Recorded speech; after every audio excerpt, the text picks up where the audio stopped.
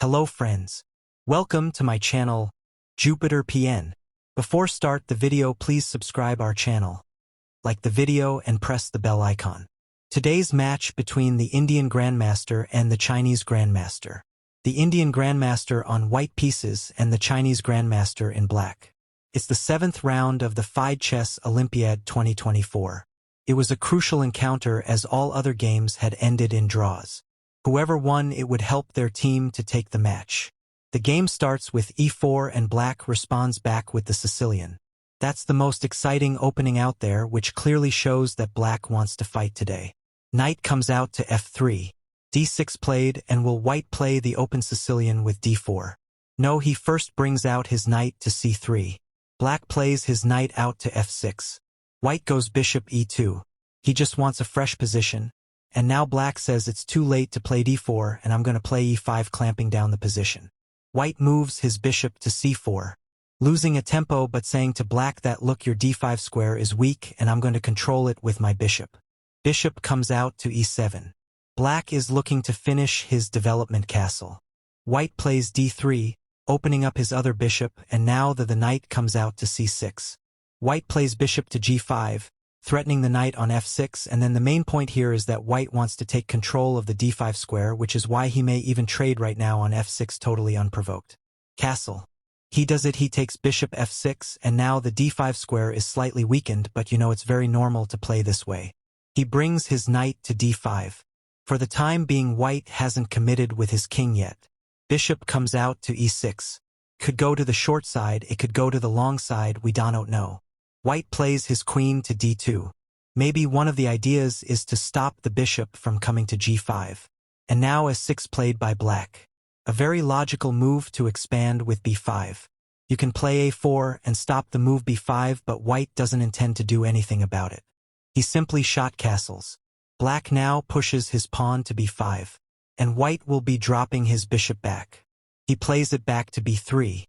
Black's position out of the opening is quite comfortable if you ask me, and here king h8 is played. And now a3, white could have also played a4 striking at the queenside, but he decides to keep it simple with a3. Maybe later he'll put his bishop back on a2 and play b4.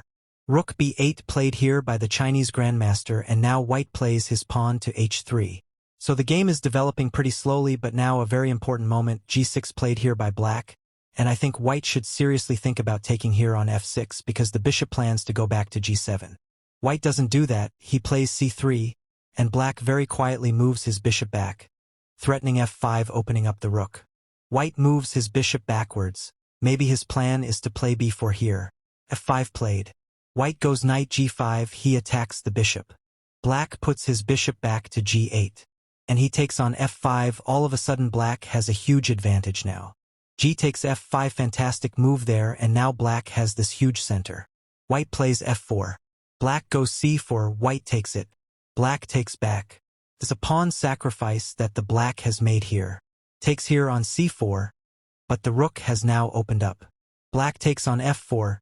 This is not a great idea. E4 or knight a5 followed by e4 would have been much better. After e takes f4, you can see that the knight is hanging, but white can simply bring his knight back to f3. He does it. Knight comes back to f3, and he is totally better here now. Knight to a5, attacking the bishop. Bishop back to a2. If you take here, I'm simply going to take back with my bishop, so he plays knight b3 forking there. White takes, rook takes, and now a good move is rook f2, defending the b2 pawn. The spawn is weak, but instead white takes here on f4, and maybe he's missed black's his next sequence. Check.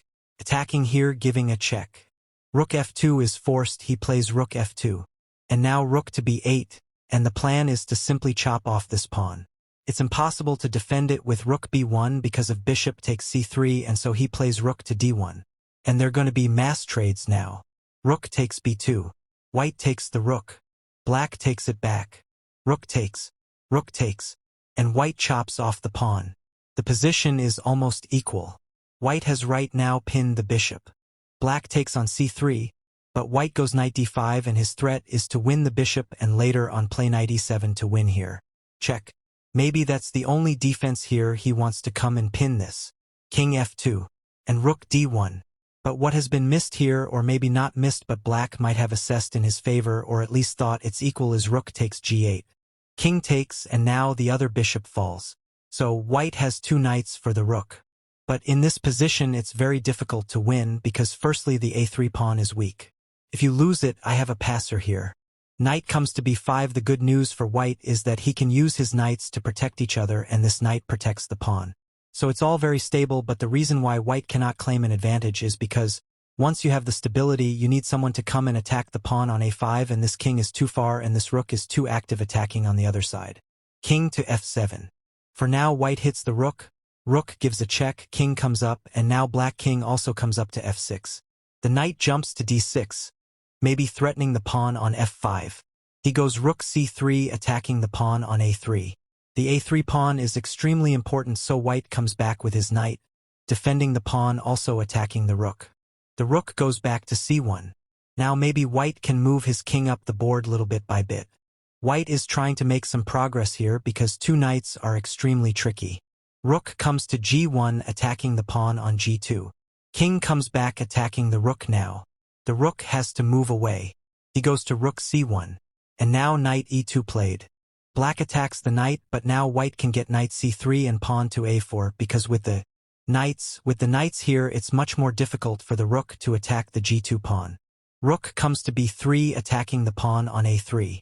King to e5. White pushes his pawn. The tension's rising up already. White plays rook b6, the position still roundabout even. King e3, the margin of error keeps reducing. Now the rook comes to b4. White plays his king to d3. It's all about making those one move at a time. h6 by black.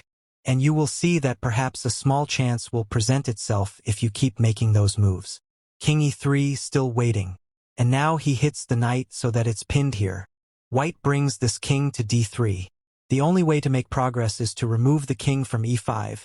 And there you have the rook going back, and the only way to do that is to give a check to the king, and that's the reason why white goes knight g1.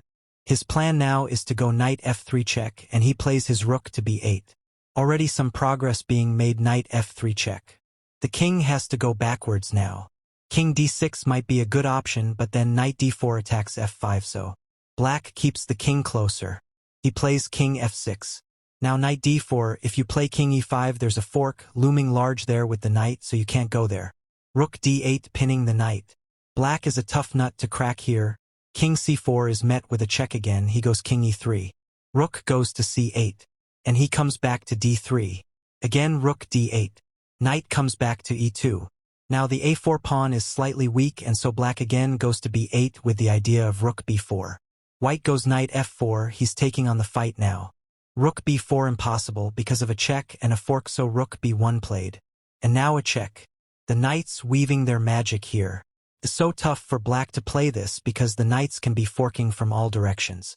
The knight comes back to c3. Now the rook is attacked and he moves the rook to h1 attacking the pawn on h3. White gives a check. And now king, where does the king go? He moves his king to d6, which is a good square. King d6. The position is equal but not at all drawish. h4 played. Black finds another fantastic move attacking the pawn on g3. You have to save it. Knight e2. The thing is now black has this very nice move f4. The reason why this is strong is because after gf4, f3 hangs, and after knight f4, g3 hangs. He goes knight g1, rook h1, and he takes on f4. Rook takes h4. Knight moves up. Slowly and steadily now the game has become more complex because black has the h-pawn, white has the f-pawn. It does feel that the h-pawn might be stronger because the king can take care of the f-pawn. h5 plays. Black starts pushing his own pawn. White goes knight to c3. He wants to put his knight on e4. Black does push the pawn. White gives a check, and now very important to play king d7 because now f6 doesn't come with a check. You can push h3. Knight e5 check by white. King d8 played. And now f6. He goes h3, and this is a mistake, but it's not at all easy to know that it's a mistake because now white can push the pawn to f7. And after f7 king e7 you go knight g5. He brings his rook to f1, but the problem now is that I go knight g5. h2. Although the h-pawn is about to queen, in comes a knight to break the coordination here. Knight f3, and if you make a queen I will make a queen and I'll checkmate you before that.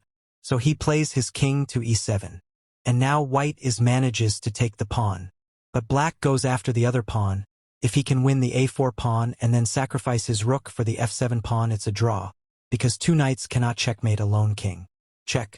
And now a very important moment, king d2 is the must move, because if king e2, that is rook a4 and rook e4 check.